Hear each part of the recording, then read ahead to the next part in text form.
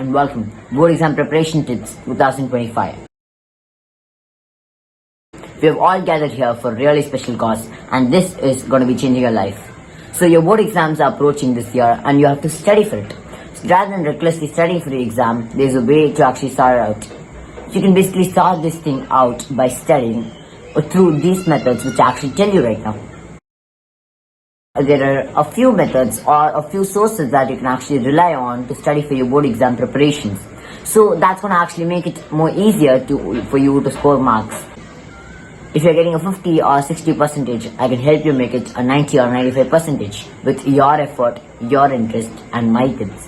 That's all. It's enough. So first of all, the first step is 1, 2, 3, 5 tip. Yes, for any 1 mark question, which is like, answer briefly.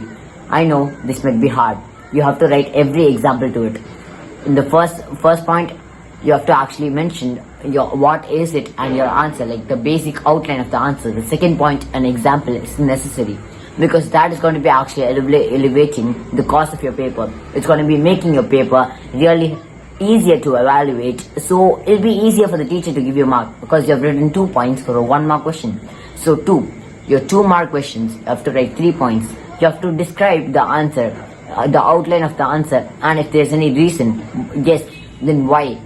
So questions like that, you have to basically write the reason for it as well.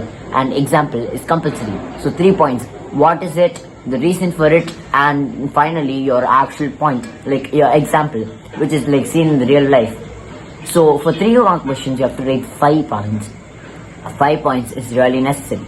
So why is 5 points really necessary? One is the example, and you have to actually explain the process. If they're asking about the process, 1 step, 1 point. Second step, the second point. You have to just mention it like that, which is going to actually make it easier. Because that's going to, when you actually stop writing it as paragraph and when you actually start writing in crisp points, it's going to make it somewhat more bolder and easier for the teacher to assess and see what's the content present here. And I would also like to say that you should avoid spelling mistakes at any cost. Even at your school levels, if you make 1 spelling mistake, your half mark will be deducted. So you have to actually reduce your spelling mistakes, which are actually taking place in this way. So by reducing your spelling mistakes, there's a greater chance for you to actually score better marks.